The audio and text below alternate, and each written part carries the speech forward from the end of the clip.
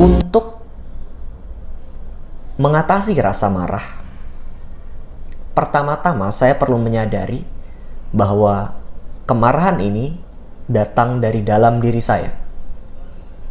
Sekali lagi, Anthony de Mello berkata, langkah pertama untuk mengurangi rasa marah adalah menyadari bahwa marah ini berasal dari dalam diri saya. Kesadaran bahwa setiap orang, setiap kita bertanggung jawab atas emosi di dalam diri kita, ini sebuah kesadaran yang penting.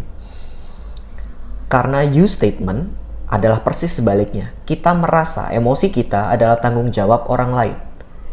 Kekecewaan saya adalah tanggung jawab dia karena dia nggak paham. Kesedihan saya adalah tanggung jawab dia karena dia nggak peka. Kemarahan saya adalah tanggung jawab dia karena dia nggak pernah ngerti. Beda jauh ya.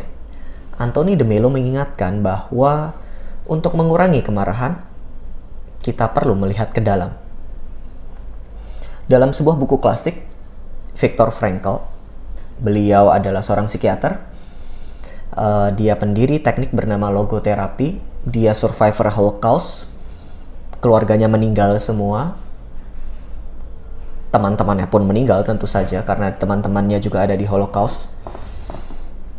Sebagai orang yang mengalami begitu banyak rasa sakit, penderitaan di Holocaust, bayangkan orang Yahudi yang hidup di zaman Jerman saat Hitler masih hidup, betapa mengerikannya itu, dan Viktor Frankl adalah salah satunya. Dia menulis buku klasik berjudul Man Searching for Meaning.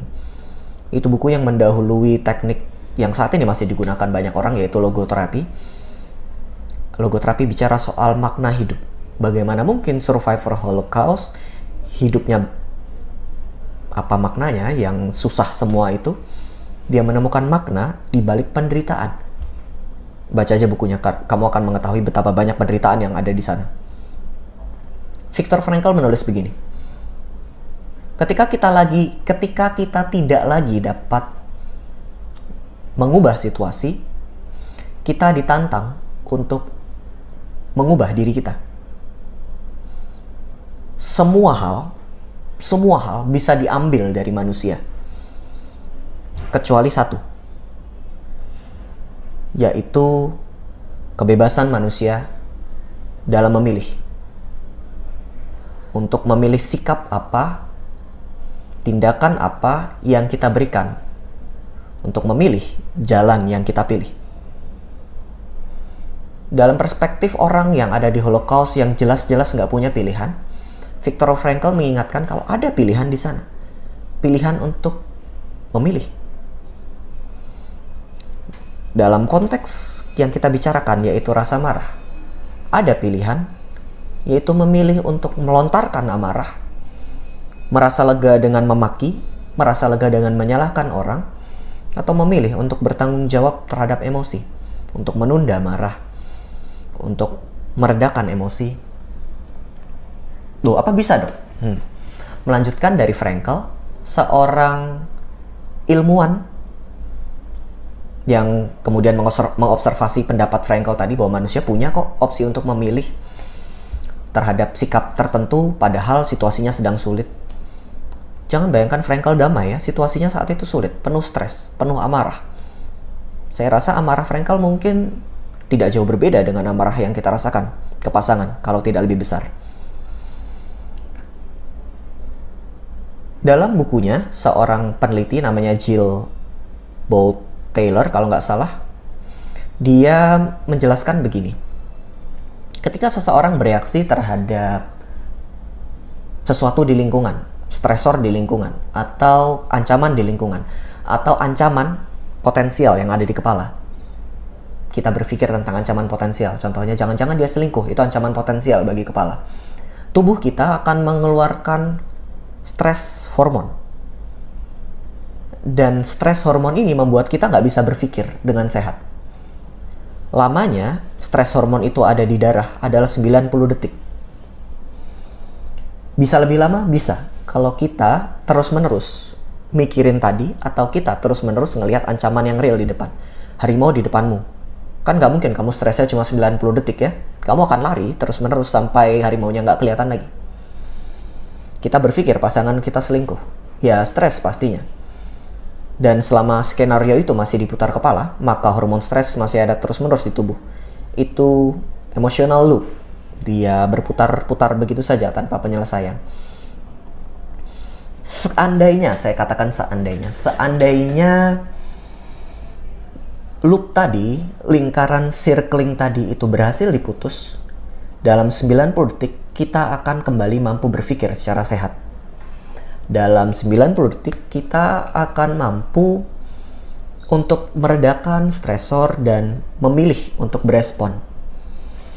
Artinya sebenarnya dengan memberi jeda 90 detik kita bisa mengubah you statement menjadi I statement. Ketika kita punya dorongan, kamu tahan dulu 90 detik.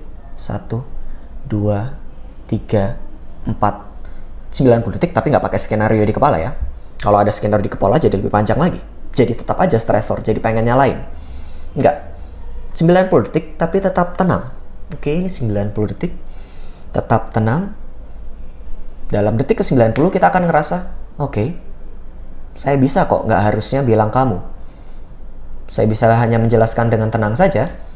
Itu tentang saya, itu tentang emosi saya, dan saya bertanggung jawab terhadap emosi saya. Kenapa hal ini penting? Karena kalau enggak, setiap ada stres, respon kita tuh otomatis. Setiap pasangan membuat marah, kita bilangnya kamu tuh. Dan itu refleks aja. Jika kita tidak melatih persis sebaliknya, maka manusia nggak berubah. Kita cuma repetisi dari pola aja. Dan nggak jadi lebih baik. Benar, susah, benar. Anak kecil latihan sepeda berapa kali jatuh? Saat kamu berlatih berjalan, berapa kali kamu terjatuh? Saat kamu melatih diri mengingat 3 kali 3 sama dengan 9, berapa kali kamu lupa? Maka berapa kali pula kamu perlu berlatih menggunakan I message instead of you message kepada pasanganmu ketika sedang konflik. Kalau bingung apa itu I message, you message, boleh ke Instagram saya, di situ penjelasannya lebih panjang. Tapi itu tidak datang hanya dengan pengetahuan, itu datang dengan keterampilan yang dilatih berulang secara sengaja. Gak bisa cuma karena tahu kemudian kita bisa, enggak gitu. Hanya karena tahu olahraga itu sehat kan gak bikin kamu pengen olahraga kan ya. Hanya karena tahu makan sayur itu sehat dan makan makanan yang junk food itu gak sehat gak bikin kamu berhenti makan junk food dan kemudian makan sayur, gak gitu. Pengetahuan tidak mengubahkan. Pola yang berulang-ulang itu yang dilatih terus-menerus itu yang mungkin mengubahkan. Jadi jangan berhenti hanya pada membaca konten, tapi latihkan. Berikan jeda 90 detik ketika kita mulai merasa emosional. Aku mau marah, tahan 90 detik. Oke, calming down, jangan berespon apa-apa, hentikan skenario. Hitung aja 1 sampai 90. 1, 2, 3, 4, 5, 6 sampai hormon stres kita menurun. Ketika hormon stres kita menurun, kita mampu berpikir lebih sehat. Dan ketika kita mampu berpikir lebih sehat, kita mampu memilih respon lebih sehat. Bukan menyalahkan lagi, tapi mengambil tanggung jawab atas pilihan tindakan kita. Nggak mudah, tapi bisa dilakukan. Tahan 90 detik. Ya teman-teman, itu 90 second rules. Oke, mungkin itu penjelasan dari saya. Semoga bisa membantu. Jangan pikir ini akan mudah, tapi jangan pikir ini mustahil. Mari tetap latih agar komunikasi bisa berjalan lebih baik.